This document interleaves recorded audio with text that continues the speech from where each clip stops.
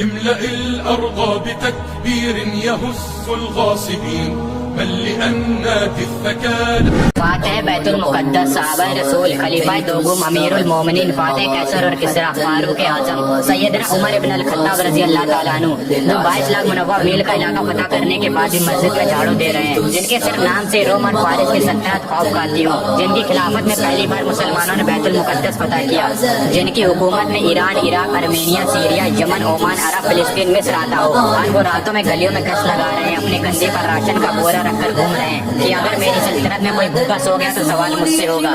آج کی شاندار ویڈیو میں ہم لوگ حضرت عمر کے بارے میں جانیں گے، ان کی تاریخ کو پڑھیں گے، تو چلیے شروع کرتے ہیں۔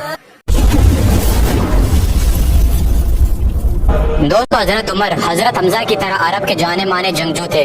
اسلام قبول کرنے سے پہلے حضرت عمر اسلام کے بہت بڑے دشمن تھے، یہاں تک کہ آپ اپنے گھر سے تلوار لے کر نکلے تھے ایک غلط مقصد سے، لیکن جب آپ رسول اللہ کے گھر جا رہے تھے تو آپ کو راستے میں کسی نے بتایا کہ آپ کے بہن اور بہنوئی نے بھی اسلام قبول کر لیا ہے۔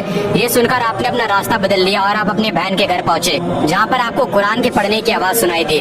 آپ گھر کے اندر گھسے اور آپ اپنی بہن اور بہنوئی سے لڑنے لگے، لیکن بعد میں آپ نے قرآن کے لفظوں سے متاثر ہو کر اسلام کو اپنا لیا۔ اللہ کی قدرت دیکھیے، جو عمر ابھی تلوار لے کر نکلے تھے اب وہ صحابی رسول بن گئے ہیں۔ حضرت عمر اسلام قبول کرنے کے بعد ہر ایک منافق اور کافر کے گھر پر گئے اور گیٹ کھٹکھٹایا۔ جیسی سننا ہوتا تھا کہ عمر آیا ہے ویسی روح نکل جاتی تھی، سناٹا سا پھیل جاتا تھا۔ آپ کہتے تھے کہ میں نے اسلام قبول کر لیا ہے، آؤ اور تم بھی میرے ساتھ شامل ہو جاؤ۔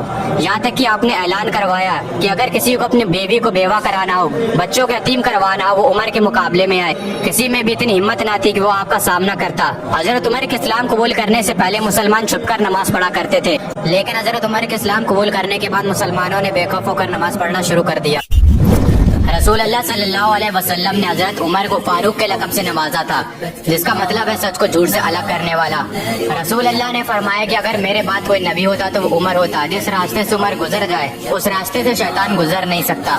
اس دنیا کی تاریخ میں کیا کوئی ایسا بادشاہ، کوئی ایسا شہنشاہ، کوئی ایسا حکمران گزرا ہے جو 22 لاکھ مربع میل کا علاقہ فتح کرنے کے بعد مسجد میں جھاڑو دے رہا ہو؟ آپ کی خلافت کا یہ عالم تھا کہ آپ راتوں میں گلیوں میں گشت لگاتے تھے کہ اگر کسی کو کوئی ضرورت ہو وہ میں پوری کر دوں، اگر میری خلافت میں کوئی بھوکا سو گیا تو سوال مجھ سے ہوگا۔ ایک بار آپ ایک گھر کے سامنے سے گزر رہے تھے تو آپ نے اس گھر سے روتے ہوئے بچوں کی آواز سنی۔ جب آپ نے ان کی ماں سے پوچھا تو انہوں نے بتایا کہ یہ بچے بھوک سے رو رہے ہیں، تو آپ عوام کے گودام میں گئے، وہاں پر حضرت عمر نے اناج کا بورا اپنے پیٹھ پر رکھا اور پھر ان بچوں کے گھر پر آئے اور اپنے ہاتھ سے انہیں کھانا بنا کر کھلایا۔ کافروں نے کہا کہ اگر ایک عمر اور ہوتا تو پوری دنیا میں اسلام پھیل جاتا۔ میرے نبی نے کہا کہ اگر میرے بعد کوئی نبی ہوتا تو وہ عمر ہوتا۔ اتنی عظیم ہستی حضرت عمر رضی اللہ تعالیٰ عنہ، جن کی سلطنت اسلام کے پھیلنے کے ذریعے سے بنی۔ حضرت عمرو بن العاص رضی اللہ تعالیٰ عنہ گورنر تھے مصر کے۔ ایک گھوڑ دوڑ میں ان کے بیٹے نے گھوڑا دوڑایا اور باقی لوگوں نے بھی دوڑایا۔ اس دوڑ میں ایک عام آدمی کا گھوڑا ان کے بیٹے کے گھوڑے سے آگے نکل گیا تو عمرو بن العاص کے بیٹے کو غصہ آ گیا اور انہوں نے غصے میں اس عام آدمی کو مارنا شروع کر دیا۔ اس عام آدمی کے باپ نے حضرت عمر کے پاس آ کر فریاد لگائی۔ حضرت عمر نے پورے مدینے کو اکٹھا کیا، اس بچے کو بلایا، حضرت عمرو بن العاص کے بیٹے کو بلایا اور اس عام آدمی کے بچے کو اپنی لاٹھی اور اپنا کوڑا دیا اور کہا کہ اسے جب تک مار جب تک تیرے دل کو سکون نہ مل جائے۔ یہ انصاف تھا حضرت عمر رضی اللہ تعالیٰ عنہ کا۔ حضرت عمر کی خلافت کے دور میں مسلمانوں کو یمن سے مانے غنیمت میں کپڑے ملے تھے، اور جب حضرت عمر خطبہ دینے کے لیے مسجد میں آئے تو حضرت سلمان فارسی رضی اللہ تعالیٰ عنہ کھڑے ہوئے اور کہنے لگے کہ جو ہمیں مال غنیمت میں کپڑے ملے تھے اس سے کسی بھی مسلمان کا کرتا نہیں بنا ہے، اور آپ تو ویسے بھی اتنے لمبے ہیں تو آپ کا کرتا کیسے بن گیا؟ تو حضرت عمر نے اپنے بیٹے حضرت عبداللہ بن عمر رضی اللہ تعالیٰ عنہ کو کھڑا کیا اور انہوں نے بتایا کہ میرے پاس اتنا کپڑا نہیں تھا کہ جس سے میرا بھی کرتا بنے اور ابا کا بھی کرتا بنے، اس لیے میں نے اپنے حصے کا کپڑا اپنے ابا کو دے دیا۔ یہ تھی اس وقت کی خلافت۔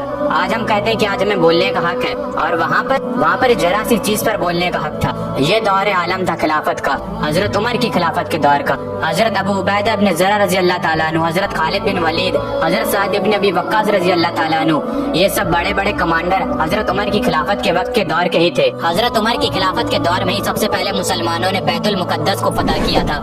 जब पहली बार मुसलमानों ने बैतुल मुकद्दस का मुहासरा किया तो पता चला कि शहर में हमला करने का कोई भी रास्ता नहीं है। इसके बाद यरूशलेम के कुछ बड़े उलमा ऊपर मीनार पर आया और कहने लगे कि ऐ मुसलमानों, अगर कयामत तक भी तुम यहाँ खड़े रहोगे तब भी ये शहर फतह नहीं कर पाओगे, लेकिन हाँ, एक दरवेश बादशाह के यहाँ तो शहर फतह होना है। हजरत अबू उबैदा इब्न ज़र्र रज़ी अल्लाह ताला अन्हु जो कि फौज के कमांडर थे, उनका ज़हन गया कि दरवेश बादशाह तो मदीने में है। हजरत उमर रज़ी अल्लाह ताला अन्हु, क्योंकि ये वक्त हजरत उमर की खिलाफत का था, हजरत अबू उबैदा ने एक खत हजरत उमर की तरफ रवाना कर दिया। खत मिलते ही हजरत उमर यरूशलेम के लिए रवाना हुए। ये सफर एक तारीखी सफर रहा, 700 मील का सफर है। हजरत उमर अपने एक ऊँट और अपने खादिम के साथ हैं। कभी हजरत उमर ऊँट पर बैठता और खादिम आगे चलता, तो कभी खादिम ऊँट पर बैठता और हजरत उमर आगे चलते। जब हजरत उमर यरूशलेम पहुंचे तो खादिम ऊँट पर बैठा हुआ था और हजरत उमर ऊँट के आगे चल रहे थे, और हजरत उमर के कपड़े भी काफी ज्यादा फटे हुए थे। लोग समझ नहीं पा रहे थे कि खादिम कौन है और अमीरुल मोमिनीन कौन है। जब लोगों को पता चला कि इतनी बड़ी सल्तनत का बादशाह ऐसी जिंदगी जीता है तो ये देखकर यरूशलेम की एक बड़ी आबादी ईमान ले आई, और बिना खून का खतरा भाई मुसलमानों ने यरूशलेम को फतह कर लिया। साल 70 ईस्वी से ही यहूदियों को यरूशलेम में आने की इजाजत नहीं थी। यहूदी ना ही यरूशलेम में आ सकते थे और ना ही वहाँ पर आकर जियारत कर सकते थे। लेकिन जब हजरत उमर ने फतह किया यरूशलेम को तो उन्होंने यहूदियों के बारे में भी सोचा। उन्हें यरूशलेम में आने की और वहाँ पर जियारत करने की इजाजत मिल गई। ये शान थी मेरे नबी के गुलामों की। जब मेरे नबी के गुलामों की शान है तो फिर मेरे नबी की क्या शान होगी। हजरत उमर की खिलाफत के दौर में जो ससानी सल्तनत थी, फारिस की सल्तनत, वो सिर्फ 10 सालों में खत्म हो गई। हरमुजान जो कि इस सल्तनत का एक जनरल था, उसे हजरत उमर के सामने पेश किया गया। हजरत उमर ने फरमाया कि वाजिबुल कत्ल है, इसका सर इसके तन से जुदा कर दो। हरमुजान कहने लगा कि ऐ अमीरुल मोमिनीन, मुसलमानों के खलीफा, मुझे पानी चाहिए, मुझे प्यास लगी। हजरत उमर ने फरमाया कि इसे पानी दे दो। हरमुजान ने कहा कि ऐ अमीरुल मोमिनीन, अब आप जमानत दीजिए कि जब तक मैं ये पानी ना पीलूं तब तक आप मुझे कत्ल करने का हुक्म नहीं देंगे।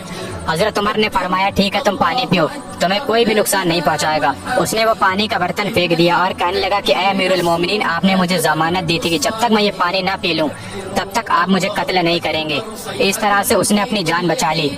फिर उसने अबू लुलु फिहोस को चुना हजरत उमर का कत्ल करने के लिए। अबू लुलु फिहोस जो कि हजरत मुगीरा का गुलाम था, उसे हरमुजान ने इस काम के लिए तैयार किया। और जब हजरत उमर मस्जिद में इमामत फरमा रहे थे तब उसने पीछे से आकर हजरत उमर पर 5 से 6 खंजर से वार किए और हजरत उमर को शहीद कर दिया।